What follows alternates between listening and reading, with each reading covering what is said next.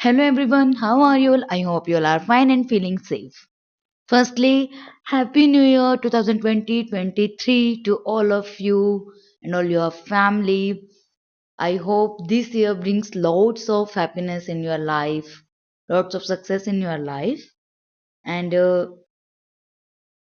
today we discuss about the hemorrhage. Okay, so in the hemorrhage, we will deal all hemorrhage topic in this video. So you all guys don't skip this video till end. You see this video, and if you have any doubt in between, you can comment me. You can comment. Okay, you comment me. And let's start this video. उससे पहले अगर किसी ने मेरे channel को अब तक subscribe नहीं किया है तो please subscribe my channel, like share comment on my video. Hemorrhage. So, first of all, hemorrhage. What do you understand about the mean of hemorrhage? देखो, hemorrhage मतलब heme plus regia. Heme, you all know that heme means blood. Heme means blood. Regia मतलब flow होना. ठीक है. तो escape of blood outside, बाहर निकलना उसका. It is used to describe episodes of bleeding that last more than a few minutes. few minutes से ज्यादा जब बहुत ज्यादा ब्लीडिंग होती है, कंप्रोमाइज ऑर्गन्स और tissue perfusion and life threatening होती है उसके अंदर. कि अब देखो जहाँ, क्योंकि हमारा आपको आयुर्वेद में पता होगा रक्त क्या है, जीव है ना. रक्त ही जीवन है और रक्त ही हमारे जीवन को धारण करके रखता है. अगर रक्त नहीं है, ब्लड नहीं है तो हम भी कुछ नहीं है. तो हमारा क्या होता है कि जब हमारे ऑर्गन्स में टिश्यू परफोरेशन हो जाती है तो बहुत ज्यादा मात्रा में वहां पे ब्लड निकलता है और वो लाइफ थ्रेटनिंग कंडीशन वहां पे बन जाती है. ठीक है. अब आता है based on type of appearance. इसके टाइप्स आते हैं. तो पहला जो इसका टाइप आता है वो आता है किसके बेस पे, कि अपीयरेंस के बेस पे, कि एक्सटर्नल है या इंटरनल है या इनिशियली कंसील्ड था और देन रिवील्ड है. ठीक है. एक्सटर्नल मींस जो एक्सटर्नली को क्या बोलते हैं, जो बाहर रिवील है. छुपा हुआ क्या होता है, अंदर क्या होता है हमारा, कंसील्ड होता है. ठीक है. जो छुपा हुआ है वो हमारा इंटरनल होता है. ठीक है. And the next is initially concealed and then reveal. पहले वो छुपी हुई थी, अब वो बाहर आ गई है. तो बाहर से ब्लीडिंग किस में होगी, फ्रेश वुंड में. एग्जांपल है इसका. इंटरनल जैसे ऑर्गन रप्चर हो गया, कोई फ्रैक्चर है तो अंदर ही अंदर ब्लीड होएगा ना, हमें बाहर नहीं दिख रहा है उसके अंदर. तो ये वाली कंडीशन बहुत ज्यादा दिक्कत हो जाती है, बहुत ज्यादा कॉम्प्लिकेटेड हो जाती है. सी आता है initially concealed then revealed, like hematuria, hematemesis. ठीक है. ये इसके अंदर एग्जांपल आ जाते हैं. नेक्स्ट आता है based on source of bleeding, कि कहाँ से सोर्स क्या है उस ब्लीडिंग का. आर्टरी से है, वेन से है या कैपिलरी से है. आर्टरी में क्या है आपका, अच्छा खून है तो it means bright red in colour. और इजेक्शन इन स्प्रोट्स विद ई सिस्टोल, बहुत ज्यादा प्रेशर में आता है, हर एक सिस्टोल के साथ इसमें ब्लड बाहर आता है. ओके. वीनस कैसे होगा, डार्क रेड क्योंकि गंदा खून है और फ्लो करता है, कॉन्टिन्यूस रहता ही है, स्टेडी. कैपिलरी में ब्राइट रेड और ऊज आउट होता रहता है. Understood. This is based on the source of bleeding. Next आता है based on the type of appearance, कि वो किस टाइम आपका अपीयर हो रहा है. पहला आता है प्राइमरी, देन आता है रिएक्शनरी एंड थर्ड आता है सेकेंडरी. प्राइमरी के अंदर क्या है कि अभी अभी at the time of injury आपको ब्लीड हुई, this is a primary. And reactionary, reactionary क्या होगा कि occurs after 24 hour of surgery, जैसे सर्जरी हुई उसके 24 घंटे के बाद. ठीक है. आपको क्या होती है, वहां पे ब्लीडिंग होती है. ड्यू टू क्यों होती है, अब आपने सोचा होगा चल भाई हमने तो कर दी सर्जरी, अच्छे से हमने सब कुछ परफॉर्म भी कर दिया, पर फिर भी क्यों हो रहा है ये सब कुछ. बिकॉज देखो जैसे बंदे को खांसी होगी, उसकी लिगेचर्स क्या हो जाएंगे, स्लिप होने से या फिर प्रेशर ज्यादा बढ़ने से, डिस्प्लेसमेंट ऑफ ब्लड क्लॉट्स. ठीक है. इन सब के कारण उसको दोबारा वहां से ब्लीडिंग हो जाएगी. रिएक्शन हुआ है ना, आपने खांसी की, एज अ रिजल्ट उसके क्या हुआ, वहां से जो लिगेचर्स थे वो उसके टूट गए, वो डिस्प्लेस हो गए, वहां पे जो क्लोट बना था वो क्लोट हट गया, तो वहां से ब्लीडिंग वहां से चालू हो जाती है, मतलब वो स्टार्ट हो जाती है. ठीक है. तीसरा बात करते हैं तो सेकेंडरी आती है. सेकेंडरी मतलब क्या, occurs after 7 to 14 days of surgery. ये तो बाद की बात है भाई कि पोस्ट ऑपरेटिव ही है ये. ठीक है.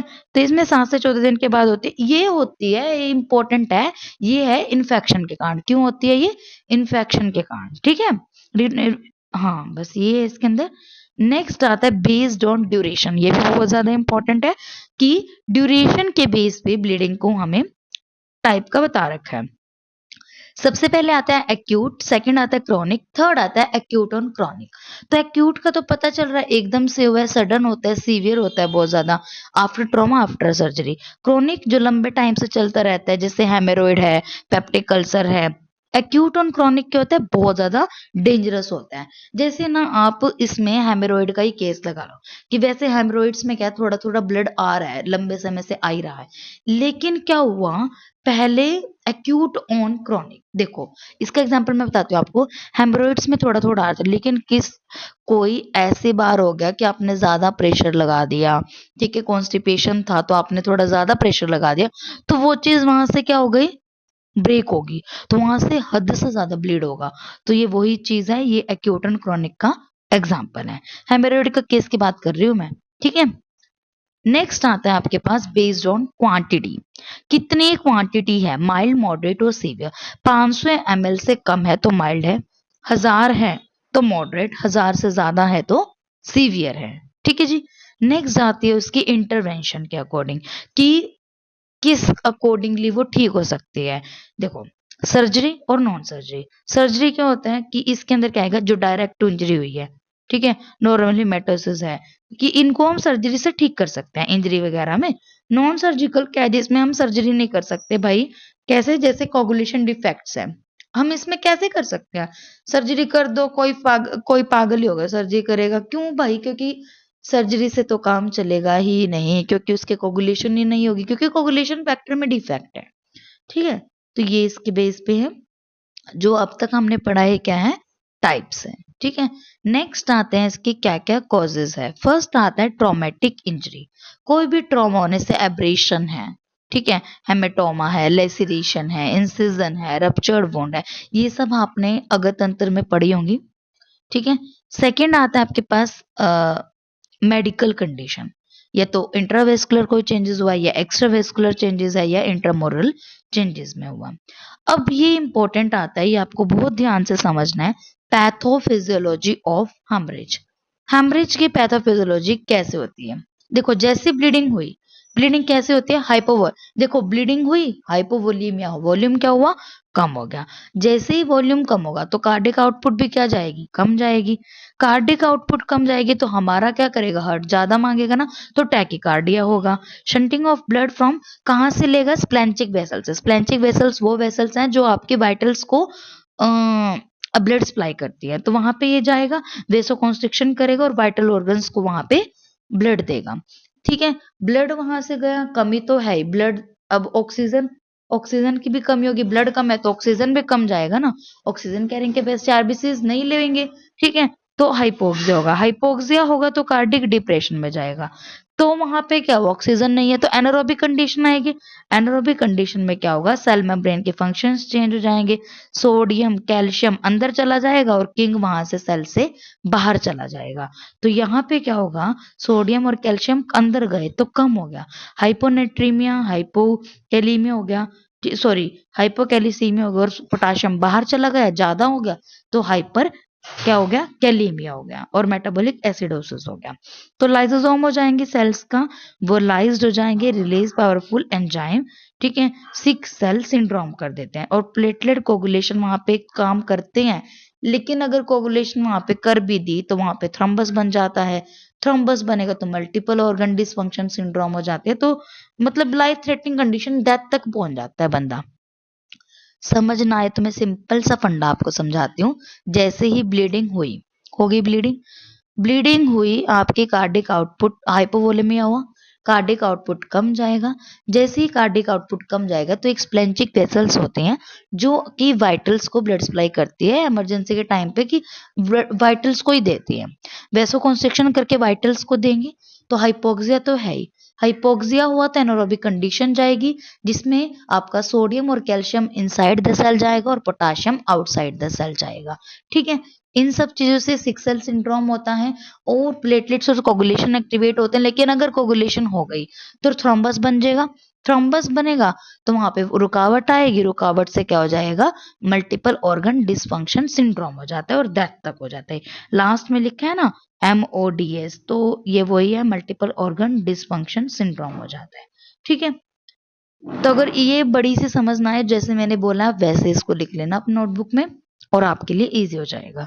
अब जब हेमरेज होती है तो क्या क्या उसको क्लिनिकल फीचर्स मिलेंगे। पेलर तो मिलेगा ही, कम हुआ है तो थ्रस्ट भी होगी, साइनोसिस होगा, टैकिकार्डिया टैकिपनिया होगा, कोल्ड क्लैमी स्किन होगी। क्यों, वैसो कॉन्स्ट्रिक्शन के कारण। अब ब्लड नहीं होता ना, ठंड में देखना ब्लड सर्कुलेशन कम होते तो ठंडे होते हैं हाथ, है ना। ड्राई फेस, ड्राई माउथ, गूज स्किन अपीयरेंस। ठीक है जी। रैपिड थ्रेडी पल्स मिलेगी, क्योंकि ढंग से तो इतना चल नहीं रहा होता, तो थ्रेडी पल्स वहां पे मिलेगी। हाइपोटेंशन, ओलिग्यूरिया होगा। अब ब्लड नहीं है, कुछ खून नहीं ढंग से छन रहा, तो यूरिन भी क्या ही बनेगा, कम हो जाएगा। Features related to specific causes वहां पे मिलेंगे आपको। ठीक है, नेक्स्ट आता है डिग्री ऑफ हेमरेज, कितना डिग्री हेमरेज का हुआ है, ये भी इंपॉर्टेंट है। अगर 15 से कम ब्लड वो, ठीक है, 15, 15 से 30, 30 से 40 और मोर देन 40। तो अगर 15 है, फर्स्ट डिग्री है, फर्स्ट में 15 होता है, सेकंड में 15 से 30 में लॉस हो रहा है, उसके बाद आपका 30 से 40 है, चौथे में 40 से ज्यादा है, तो फर्स्ट तो नॉर्मल है। सेकंड अगर आता है तो पेलर, थ्रस्ट और टैकिकार्डिया।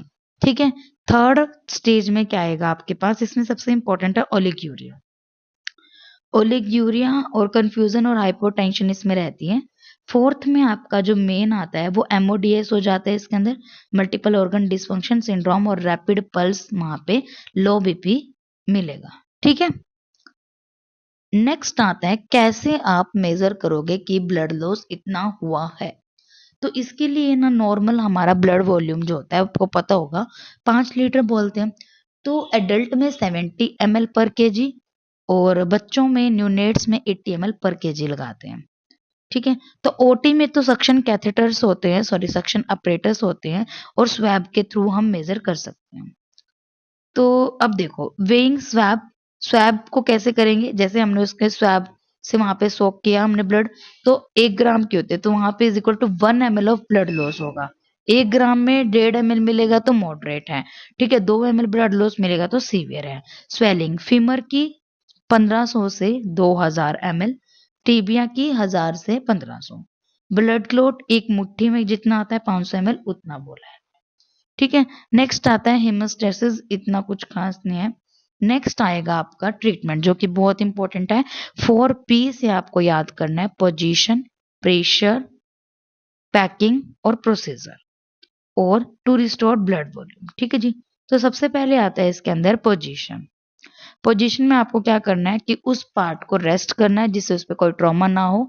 ठीक है, और सेडेटिव्स एनाल्जेसिया देना है जैसे कि मॉर्फिन, पैथेडिन और मिडाजोलम। ठीक है, नेक्स्ट आता है प्रेशर, वहां से आपको क्या करना है, टॉर्निकेट बांध देना है, कोई भी कपड़ा टाइट बांध देना है।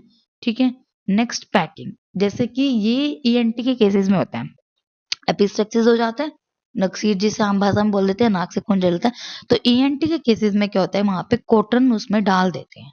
ठीक है, कि वहां पे आपको क्या करना है, गोज पीस डाल देते हैं, जिससे क्या होता है, हेमरेज रुक जाता है, ब्लीडिंग रुक जाती है। तो स्टेराइल बैंडेज यूज कर सकते हो आप, या फिर गोज पीस एड्रेनालिन के साथ या बिना एड्रेनालिन के, और पैक टाइटली वहां से कर सकते हो। नेक्स्ट आता है जो कि इंपॉर्टेंट है, प्रोसीजर्स। प्रोसीजर में आपको आर्टरी फोर्सेप, जो कि आपका बहुत टाइटली फोर्सेप होता है ना, बंद कर देता है, इसको हेमोस्टेटिक फोर्सेप भी बोलते हैं। आर्टरी फोर्सेप को हेमोस्टेटिक फोर्सेप, और सिल्वर क्लिप से बंद कर सकते हो, वहां से सूचरिंग करा सकते हो, कॉटराइजेशन करा सकते हो। आपको आयुर्वेदा में पता होगा रक्त नहीं रुकता तो वहां पे अग्निकर्म करना चाहिए। ठीक है, ट्रांसफिक्सेशन भी सूचर्स।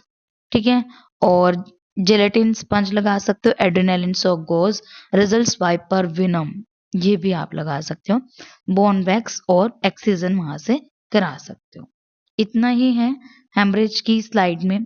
अगर आपको कोई भी प्रॉब्लम हो तो आप मुझे कमेंट कर देना, और प्लीज ये वीडियो अपने फ्रेंड सर्कल्स में, अपने ग्रुप्स में सेंड जरूर करना, जिससे उनकी भी कुछ हेल्प हो जाए। ठीक है, और अगर आपको कोई भी टॉपिक इसमें से डाउट लग रहा हो तो आप मुझे बता देना, और नेक्स्ट वीडियो आपको कौन से टॉपिक पे चाहिए तो वो भी मुझे कमेंट कर देना। Thank you so much for watching my video.